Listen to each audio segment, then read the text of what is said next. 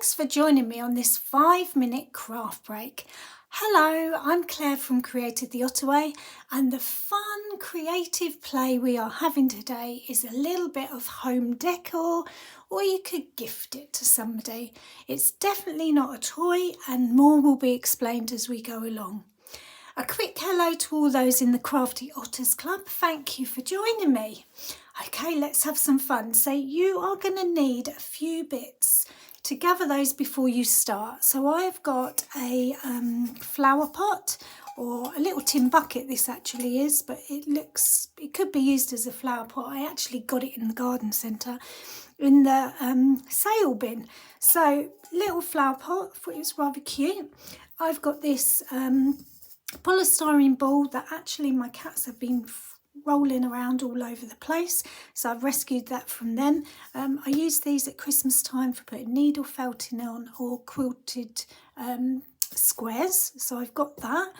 And then I have got some pins. Now I've got two types of pins. I've got ones that have got yellow heads on, just because I had them in my stash, and then I've got normal pins that are just a little flat head on them. And I've got loads of those. Again, I use them when I'm doing quilt balls at Christmas. So I've luckily enough got those in my stash. And then the other thing I've got is a whole tray full of die cut flowers and leaves. Okay, so I tend to collect them when I've got extra spare bits paper over when I'm creating. I die cut or punch a few shapes out. If you haven't got die cuts, you could use your punches. Leaves and flowers, that's what you're going to need for this project. Basically, you get your tin bucket, you stick your foam ball inside. You can glue that in if you want to with some hot glue, or you can just let it rest in there. Depends how much you're going to fiddle with it. And then what I do is I decide on the flower. So I'm thinking this shape. And there's a couple of different sizes that I've got of that. And then some white to go on the top. Some white to go underneath. I've got all sorts going on here. And I'm going to use these pins because I think they'll look the best. And then I've got some leaf bits. So I've got some of these shaped leaves. And I've got some of these leaves as well. And I'm going to put those on. And basically what I'm going to do is cover this polystyrene ball in flowers. Let's do this. So I put that shape first. I put the white shape on the top of that. And I just push it through. And because it's going into the polystyrene, it will shape it. And I can twist it round because it's on a pin. Ta-da! It's as easy as that. And literally what we are going to do is start building up some of those. So with this one, what I'm going to do is I'm going to put that with a white one on top, but I'm also going to attach the leaf to the back. So I'm going to make sure that the leaf goes over the centre point.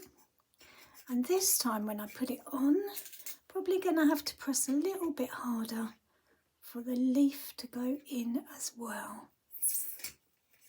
But that means that my leaf is now attached as well, and I can just shape those around however I want and just keep going really. So I've got another one, got another white one here, and you can put different flowers on, or you can do all the same pattern. It's entirely up to you. I'm going to do that again with the leaf because I think that will look really good. And again, I'm going to put it over this side. And I'm just going to keep going and keep building it round and round and round. Keep moving it. Put different leaves all over until it's completely covered.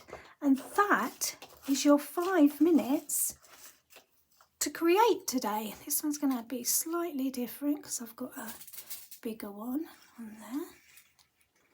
So that is going to go there. I quite like the yellow-headed pins as well. So have a look through your stash or in a sewing shop and see what headed pins you can get. You can probably get, not probably, you can get some really nice pearl ones. But can you see how already it's coming together? So you just carry on doing that until it's all covered, and then that will be your home decor piece. Thanks for watching. If you've enjoyed this craft along, please subscribe to my channel. And if you'd like even more exclusive sneak peeks and extra tutorials, join my Crafty Otter Club. Thanks for watching.